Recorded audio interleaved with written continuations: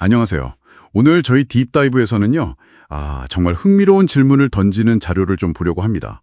창조주, 그러니까 이 자료에서는 제2위 하나님이라고 표현하는데 이분이 왜 스스로 피조물이 되셔야 했을까? 그리고 우리가 사는 이 시공간 있잖아요. 이걸 왜 꼭 상속받는 것처럼 얻어야 했을까요? 전능하신 분인데 왜 이런 방식을 택했을까? 그 이유를 한번 같이 파헤쳐보죠. 네, 이 자료가 제시하는 관점이 상당히 독특합니다. 그러니까 창조주께서 스스로를 낮추셔서 피조물, 즉 인간의 모습으로 오셔서요.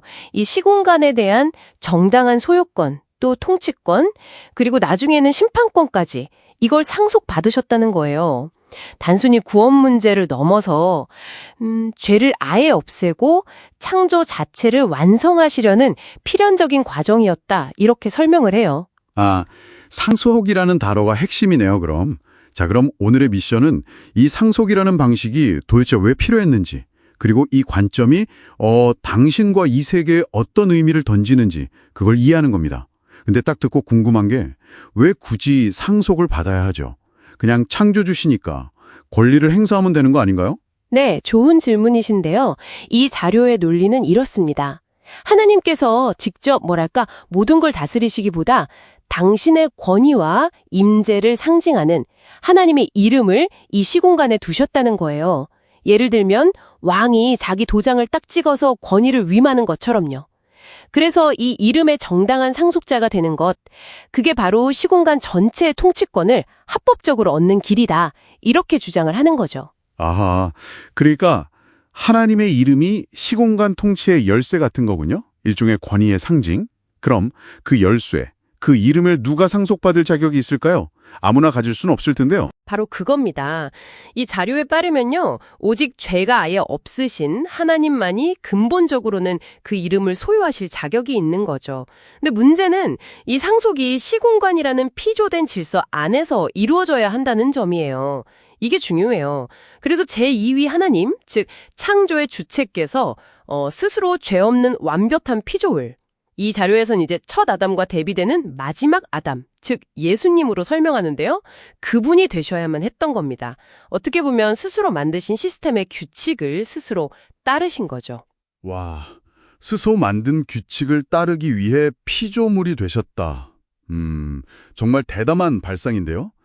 그래서 피조물이 되셔서 그 십자가를 통해서 순종을 딱 증명하시고 마침내 그 하나님의 이름, 그러니까 시공간의 통치권을 공식적으로 상속받으셨다. 이런 흐름이군요. 그래서 외아들 창조주가 맏아들 피조물이 되셨다. 이런 표현이 나오는 거고요. 정확합니다.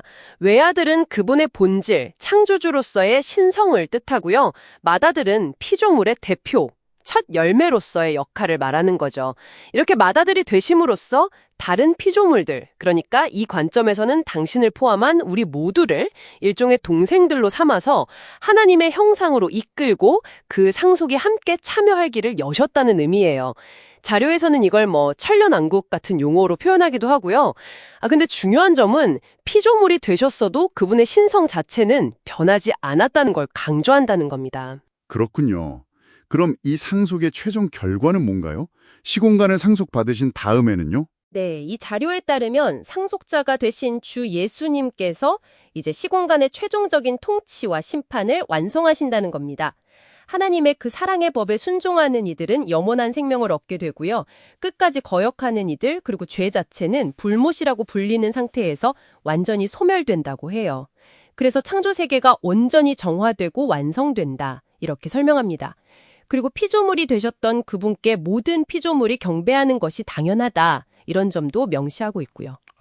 정리를 좀 해보면 이 자료는 제2위 하나님께서 피조물이 되신 이유가 단순히 우리 인간 구원만을 위한 게 아니라 그보다 더 크게 봐서 창조주가 세우신 그 질서 안에서 시공간 자체를 정당하게 상속받아서 죄의 뿌리를 완전히 뽑고 하나님의 완전한 통치를 이루기 위한 그런 우주적인 계획의 일부였다 이렇게 보는 거군요. 상당히 체계적인 논리네요. 맞습니다. 창조주께서 스스로 피조세계의 법칙 안으로 그 질서 안으로 들어오셔서 순종하시고 또 상속의 과정을 거치심으로써 다른 피조물들에게도 그 영광스러운 완성에 함께할 길을 열어주셨다는 것. 네, 이것이 이 자료가 제시하는 핵심적인 통찰이라고 할 수 있겠습니다. 네. 오늘 우리는 창조주께서 왜 피조물이 되셔서 시공간을 상속받아야 했는지에 대한 상당히 독특하면서도 심오한 관점을 함께 탐구해봤습니다. 스스로를 비우는 그 길을 통해서 궁극적인 통치권을 다시 회복하고 창조를 완성하신다는 그런 이야기였죠. 자, 오늘 딥다이브를 마무리하면서 이런 질문을 한번 던져봅니다.